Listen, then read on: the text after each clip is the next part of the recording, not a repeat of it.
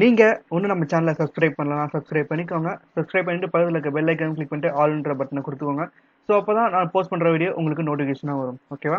வாங்க வீடியோக்குள்ளே போகலாம். ஹலோ ஃப்ரெண்ட்ஸ், இன்னைக்கு இந்த வீடியோவில் நம்ம என்ன பார்க்கலாம் அப்படின்னா, இஃப் ஸ்டேட்மெண்ட்ஸோட எக்ஸாம்பிள் ப்ரோக்ராம்ஸ் பற்றி பார்க்கலாம். நான் என்னோட ப்ரீவியஸ் வீடியோவில் இஃப் ஸ்டேட்மெண்ட்ஸோட கான்செப்ட் பற்றி எக்ஸ்பிளைன் பண்ணியிருந்தேன். ஸோ இந்த வீடியோவில் நம்ம அதோட எக்ஸாம்பிள் ப்ரோக்ராம்ஸ் மட்டும் பார்க்கலாம். ஓகேவா? ஸோ ஃபர்ஸ்ட் நம்ம இப்போ என்ன டைப்பை பார்க்கலாம் அப்படின்னா, இஃப் ஸ்டேட்மெண்ட்ல இஃப்ன்ற டைப் மொத்தம் 4 டைப் இருக்கு. இஃப், அப்புறம் பார்த்தீங்கன்னா இஃப் எல்ஸ், அப்புறம் இஃப் எல்ஸ் இஃப், அப்புறம் பார்த்தீங்கன்னா நெஸ்டட் இஃப். மொத்தம் இந்த மாதிரி ஒரு 4 டைப் இருக்கு. ஸோ அந்த வீடியோ நீங்கள் பார்க்கலாம், இந்த ப்ரோக்ராம் உங்களுக்கு புரியாது. ஸோ அந்த வீடியோ பார்த்துட்டு இந்த வீடியோ வந்து பாருங்க. நான் அந்த வீடியோட லிங்கை கீழே டிஸ்கிரிப்ஷனில் கொடுக்குறேன். ஸோ ஓகே, இப்போ நம்ம என்ன பார்க்கலாம்னா ஃபர்ஸ்ட் டைப் பற்றி பார்க்கலாம், அதாவது இஃப் ஸ்டேட்மெண்ட் பற்றி பார்க்கலாம். ஸோ இப்போ நான் இங்கே பார்த்தீங்கன்னா நான் வந்து ஆல்ரெடி கோடிங்லாம் எழுதிட்டேன். ஸோ எழுதிட்டு நான் வந்து ஆல்ரெடி அதை கமாண்ட் லைனாக கொடுத்து வச்சிருக்கேன். ஏன்னா நான் வந்து எக்ஸ்பிளைன் பண்ணிங்கன்னா அப்படியே டைப் பண்ணால் கொஞ்சம் வீடியோ லென்த்தாக போயிடும். ஸோ அதனால வந்து ஆல்ரெடி நான் டைப் பண்ணிட்டேன். இப்போ நான் என்ன பண்ணுறேன் அப்படின்னா, ஒவ்வொரு டைப்புக்கு ஏற்ற மாதிரி அந்த கமாண்ட் லைனை எடுத்துட்டு அந்த ப்ரோக்ராம் மட்டும் நான் உங்களுக்கு இப்போ எக்ஸிக்யூட் பண்ணி எக்ஸ்பிளைன் பண்ணுறேன். ஓகேவா?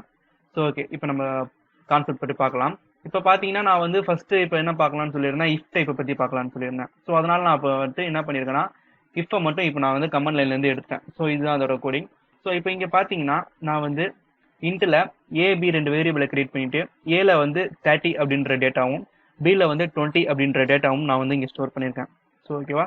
இப்போ நான் இஃப் கண்டிஷனில் என்ன கொடுத்துருக்கேன் அப்படின்னு பார்த்தீங்கன்னா, ஏ கிரேட்டர் தென் பி அப்படின்னு கொடுத்துருக்கேன். ஸோ அதாவது ஏ வந்து பியை விட பெருசாக இருந்துச்சு அப்படின்னா எனக்கு என்ன பிரிண்ட் ஆகணும், ஏ இஸ் கிரேட்டர் தென் பி அப்படின்றது பிரிண்ட் ஆகணும். நான் வந்து இஃப் கண்டிஷன் உள்ள கொடுத்துருக்கேன். ஸோ அப்போ என்ன ஆகும், ஏ வந்து பியை விட பெருசாக இருந்துச்சு அப்படின்னா இஃப் ஸ்டேட்மெண்ட் வந்து ட்ரூ ஆகி நம்மளுக்கு இந்த கர்லி பிரேசஸ் உள்ள இருக்க கோடிங் வந்து நம்மளுக்கு எக்ஸிக்யூட் ஆகும்னு சொல்லியிருந்தேன். ஸோ அதே மாதிரி இப்போ இங்கே இப்போ நம்மளுக்கு கண்டிஷன் வந்து ட்ரூ ஆயிடுச்சு அப்படின்னா என்ன ஆகும், இந்த ஸ்டேட்மெண்ட் வந்து எக்ஸிக்யூட் ஆகும். சி அவுட்ல நான் என்ன கொடுத்துருக்கேன், A is greater than B. So C அவுட்ல நம்ம என்ன கொடுத்தாலும் அது அப்படியே நம்மளுக்கு அங்கே பிரிண்ட் ஆகும். ஓகேவா? ஸோ அப்போ இங்கே நான் என்ன பண்ணியிருக்கேன், இங்கே வந்து பிரிண்ட் பண்ண சொல்லியிருக்கேன். ஸோ கண்டிஷன் வந்து ட்ரூ ஆச்சுன்னா பிரிண்ட் பண்ண சொல்லியிருக்கேன். சப்போஸ் ஃபால்ஸாக இருந்துச்சுன்னா அப்படியே எனக்கு வெளியே வந்துடும். ஸோ எந்த பிரிண்ட்டும் ஆகாது, நம்மளுக்கு எதுவுமே நடக்காது. ஸோ இப்போ நான் என்ன பண்ணுறேன் அப்படின்னா இதை ரன் பண்ணி காமிக்கிறேன்.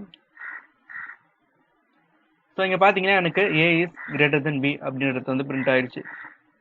ஏன் பிரிண்ட் ஆயிடுச்சு அப்படின்னா நம்மளுக்கு கண்டிஷன் வந்து இங்கே ட்ரூ ஆயிருக்கு. ஏன்னா ஏ வந்து 30, பி வந்து 20. ஸோ கண்டிஷன் என்ன கொடுத்துருக்கேன், ஏ கிரேட்டர் தென் பி. அப்போ 20 விட 30 பெருசு தான். ஸோ அதனால எனக்கு வந்து ஏ இஸ் கிரேட்டர் தென் பி வந்து பிரிண்ட் ஆயிருக்கு. இப்போ நான் என்ன பண்ணுறேன், இது ஏவோட வேல்யூ 10ன்னு கொடுத்துட்றேன். ஸோ 10ன்னு கொடுத்தா எனக்கு என்ன ஆகும், இந்த கண்டிஷன் வந்து ஃபால்ஸ் ஆகிடும். ஸோ ஃபால்ஸ் ஆச்சுன்னா நம்மளுக்கு என்ன ஆகும்னு பார்க்கலாம். ரன் பண்ணுறேன். ஸோ ஃபால்ஸ் ஆச்சு பார்த்தீங்கன்னா எனக்கு எதுவுமே வந்து பிரிண்ட் ஆகலை. ஏன் பிரிண்ட் ஆகலை அப்படின்னா எனக்கு ட்ரூவாக இருந்தால் எனக்கு இது வந்து பிரிண்ட் ஆகணும். ஸோ ஓகேவா, ஃபால்ஸாக இருந்தால் எனக்கு வெளியே வந்துடணும், அதாவது நெக்ஸ்ட் ஸ்டேட்மெண்ட்டுக்கு போயிடணும் அப்படின்னு சொல்லியிருந்தேன். ஸோ நெக்ஸ்ட் ஸ்டேட்மெண்ட் நான் இங்கே பார்த்தீங்கன்னா எதுவுமே கொடுக்கல.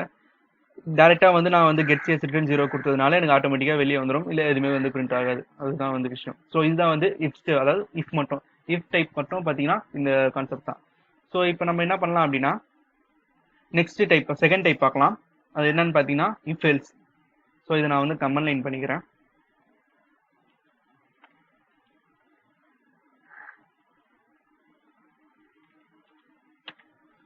ஸோ இதை கமெண்ட் லைன் பண்ணிட்டு நான் என்ன பண்ணுறேன்னா அடுத்த டைப்புக்கான கமெண்ட் லைன் எடுத்துடுறேன்.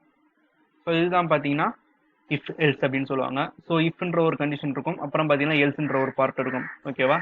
ஸோ அதே நம்மளுக்கு ஏபி தான் நான் இங்கே வந்து யூஸ் பண்ண போகிறேன். இதோட வேல்யூ நான் 13 பழைய மாற்றிடுறேன். ஸோ அதே கண்டிஷன் தான் நம்ம ஃபர்ஸ்ட் பார்த்தது. இங்கே கொடுக்கக்கூடாது, ஸோ இங்கே கொடுக்கணும். நான் இங்கே கொடுத்துருவேன். ஓகே, ஸோ இது நம்மளுக்கு தேவையில்லை, அந்த பாட்டு முடிஞ்சது. ஸோ அதனால நம்மளுக்கு தேவையில்லை. ஸோ இங்கே பார்த்தீங்கன்னா நம்மளுக்கு இஃப்ன்ற ஒரு ஸ்டேட்மெண்ட் இருக்குது, அப்புறம் எல்ஸ்ன்ற ஒரு பார்ட் தனியாக இருக்குது. இதுதான் வந்து செகண்ட் டைப் இஃப் எல்ஸ்ன்னு சொல்லுவாங்க. ஸோ இங்கே அதே மாதிரி தான் நம்மளுக்கு வந்து அதே மாதிரி இங்கே இஃப் வந்து கண்டிஷன் செக் பண்ணும், அதே கண்டிஷன் தான் கொடுத்துருக்கேன், A greater than B. So நம்மளுக்கு கண்டிஷன் ட்ரூவாக இருந்துச்சு அப்படின்னா A is greater than B அப்படின்றது எனக்கு வந்து பிரிண்ட் ஆகும். சப்போஸ் இங்கே வந்து எனக்கு கண்டிஷன் ஃபால்ஸ் ஆயிடுச்சு அப்படின்னா எனக்கு என்ன ஆகும் அப்படின்னா எல்ஸ் உள்ள கொடுத்துருக்க கோடிங் வந்து எனக்கு எக்ஸிக்யூட் ஆகும். ஓகேவா? இப்போ நான் என்ன பண்ணுறேன் அப்படின்னா அதே ஏல வந்து 30 இருக்கு, பியில் வந்து 20 இருக்கு. கண்டிஷன் பார்த்தீங்கன்னா ஏ கிரேட்டர் தென் பி. இப்போ நான் ரன் பண்ணுறேன். ஸோ ரன் பண்ணும்போது எனக்கு பார்த்தீங்கன்னா ஏ இஸ் கிரேட்டர் தென் பின்னு வந்து வருது. ஸோ ஏன்னா வந்து ஏ விட பி வந்து சின்னது. ஸோ அதனால எனக்கு கண்டிஷன் ட்ரூ ஆகிட்டு எனக்கு இந்த ஸ்டேட்மெண்ட் வந்து எக்ஸிக்யூட் ஆயிருக்கு. ஸோ ஓகேவா, நான் இங்கே பண்ணுற பாருங்க. ஸோ இந்த கண்டிஷன் எனக்கு வந்து எக்ஸிக்யூட் ஆயிருக்கு. இங்கே என்ன பண்ணுறேன் அப்படின்னா திருப்பி நான் வந்து 10ன்னு கொடுத்துட்றேன், பியை வந்து சின்ன நம்பராக கொடுத்துட்றேன் பியை விட. ஸோ ஏ வந்து பியை விட சின்ன நம்பராக கொடுத்துட்றேன். ஓகேவா? இப்போ ரன் பண்ணுறேன் பாருங்க. ஏ இஸ் லெஸர் தென் பின்னு எனக்கு வந்து பிரிண்ட் ஆயிருக்கு. ஏன்னா கண்டிஷன் வந்து இங்கே ஃபால்ஸ் ஆயிருக்கு. ஏன்னா ஏ விட பி வந்து பெருசாக இருக்காங்க நான் நம்பரை பார்த்ததுனால.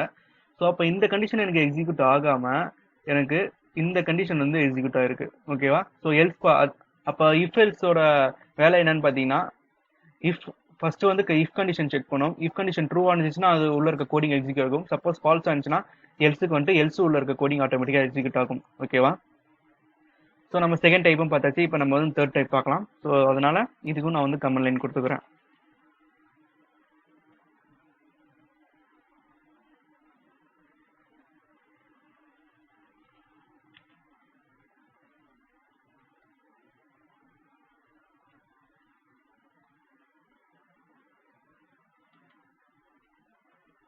ஸோ இங்கே பார்த்தீங்கன்னா இதுதான் வந்து இஃப் எல்ஸ் இஃப் அப்படின்னு சொல்லுவாங்க. ஸோ அதாவது இஃப் எல்ஸ் இஃப் அப்படின்னா என்னன்னா, நம்ம வந்து ஒரே நேரத்தில் வந்து 2 கண்டிஷன் நம்மளால வந்து செக் பண்ணிக்க முடியும். 2 கண்டிஷன் இல்லை, அதாவது ஒன்றுக்கு மேலே அதிகமாக நம்ம எவ்வளோ கண்டிஷன்ஸ் வேணால் நம்ம வந்து செக் பண்ணிக்கலாம். ஓகேவா? இப்போ இங்கே பார்த்தீங்கன்னா ஸோ அதே கண்டிஷன் நம்ம ஃபர்ஸ்ட்லேருந்து பார்த்த மாதிரி அதே கண்டிஷன் தான். ஏ கிரேட்டர் தென் பி. ஏ வந்து கிரேட்டர் தென் பியாக இருந்தால் எனக்கு ஏ இஸ் கிரேட்டர் தென் பின்னு வந்து பிரிண்ட் ஆகணும். எக்ஸ்ட்ரா இங்கே பார்த்தீங்கன்னா எல்ஸ் பக்கத்தில் எல்ஸ் இஃப்ன்ற ஒரு இது இருக்குது. ஸோ எல்ஸ் இஃப்னு நம்ம கொடுத்தோம் அப்படின்னா நம்ம ரெண்டாவதாக ஒரு கண்டிஷன் கொடுக்க போகிறோம் அப்படின்றது அர்த்தம். ஓகேவா? ஸோ அதனால தான் நான் வந்து இங்கே ஏ கிரேட்டர் தென் பின்னு ஒரு கண்டிஷன் கொடுத்துட்டு எல்ஸ் இஃப்னு கொடுத்துட்டு ப்ராக்கெட்டில் ஏ லெஸர் தென் பி அப்படின்றத வந்து கொடுத்துருக்கேன். ஓகேவா? எல்ஸ் பார்ட்டில் நான் இன்னொரு கண்டிஷன் கொடுத்துருக்கேன். ஸோ ஃபர்ஸ்ட்லேருந்து நான் இப்போ சொல்கிறேன்.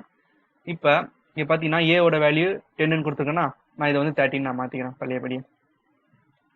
ஸோ 13 மாற்றிட்டேன். இப்போ அதே மாதிரி கீழே வருவோம், தேர்ட் டைப்புக்கு வருவோம். ஸோ பார்த்தீங்கன்னா இஃப் எல்ஸ் இஃப் தான் தேர்ட் டைப்பு. ஸோ இப்போ பார்த்தீங்கன்னா இங்கே வந்து ஏ கிரேட்டர் தென் பி நான் வந்து கொடுத்துருக்கேன். ஸோ பி வந்து அதாவது ஏ வந்து பியை விட பெருசாக இருந்துச்சு அப்படின்னா எனக்கு இந்த கண்டிஷன் ட்ரூ ஆகிடுமா? ஸோ அப்போ எனக்கு ஏ கிரேட்டர் தென் பின்னு வந்து பிரிண்ட் ஆகும்.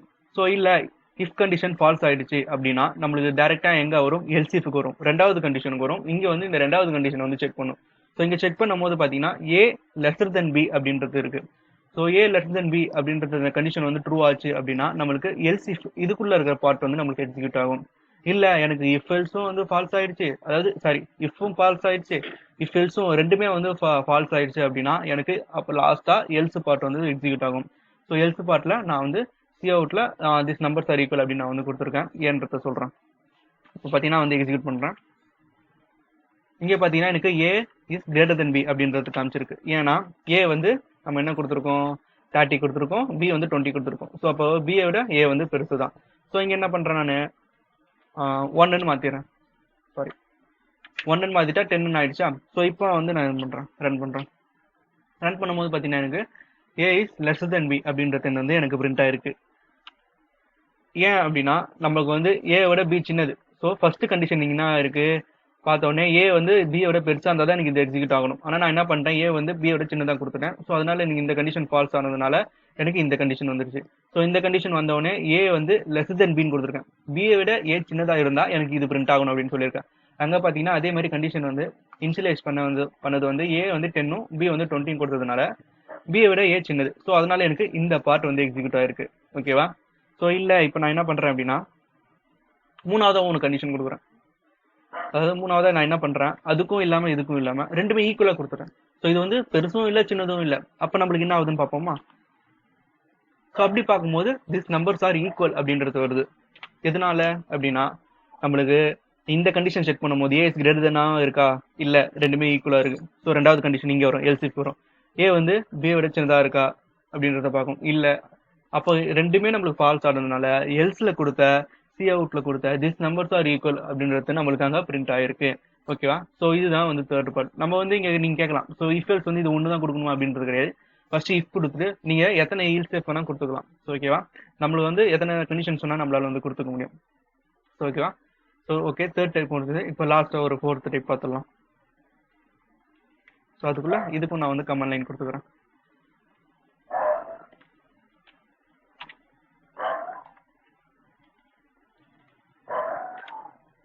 ஸோ நாலாவதாக நம்ம பார்க்கக்கூடிய டைப் என்ன அப்படின்னு பார்த்தீங்கன்னா நெஸ்டட் இஃப் அப்படின்னு சொல்லுவாங்க. ஸோ நெஸ்டட் இஃப்னா ஒன்றுமே கிடையாது.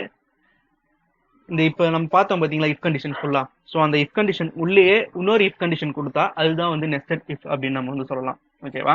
ஸோ இங்கே பாருங்க, இந்த கோடிங் பார்த்தீங்கன்னா இதோ இங்கே கலராக இருக்குல்ல. ஸோ இந்த கோடிங் பார்த்தீங்கன்னா அதே மாதிரி தான். இங்கே என்ன பண்ணியிருக்கேன், இஃப் கண்டிஷன் ஒன்று கொடுத்துருக்கேன். அது உள்ளே பார்த்தீங்கன்னா அதோட கர்லி ப்ராசஸ் உள்ளே இன்னொரு இஃப் கண்டிஷன் இங்கே கொடுத்துருக்கேன். சரிதா? ஸோ இந்த மாதிரி நம்ம வந்து ஒரு இஃப்லேயே இன்னொரு இஃப் கொடுக்கும்போது அது வந்து நெஸ்டட் இஃப் அப்படின்னு நம்ம வந்து சொல்லுவோம். ஸோ நம்ம இப்போ பார்த்த டைப் எல்லாமே நம்ம வந்து ஒரே கான்செப்ட் தான் பார்க்குறோம். கிரேட்டர் தானா இல்லை லெஸ் தானா இல்லை ஈக்குவலா அப்படின்றது தான் பார்க்குறோம். ஓகேவா?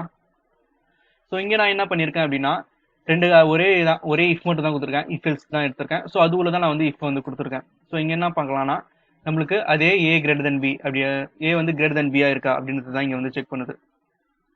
ஸோ இங்கே நான் வந்து டேட்டா வந்து மாற்றிக்கிறேன். இது வந்து 13 ஸோ அதை வந்து 10 அப்படி நான் வந்து கொடுத்துக்கிறேன். இங்கே என்ன நடக்கும் அப்படின்னா ஃபர்ஸ்ட் கண்டிஷன் வந்து செக் பண்ணும். ஸோ ஃபர்ஸ்ட் கண்டிஷன் செக் பண்ணும்போது ஏ வந்து கிரேட்டர் தென் பியா இருக்கா அப்படின்றத செக் பண்ணும். ஏ வந்து பியை விட பெருசா இருந்துச்சு அப்படின்னா அப்பதான் இந்த கண்டிஷன் வந்து ட்ரூ ஆகிட்டு உள்ள வரும். ஸோ இங்க கண்டிஷன் வந்து நம்மளுக்கு ட்ரூ ஆகிடும். ஏன்னா நம்ம வந்து ஏ வந்து 13 கொடுத்துருக்கோம். இங்க பாருங்க, ஸோ ஏ வந்து 13 கொடுத்துருக்கோம், பி வந்து 10 கொடுத்துருக்கோம். ஸோ அதனால நம்மளுக்கு இங்கே கண்டிஷன் வந்து சாட்டிஸ்ஃபை ஆகிடும்.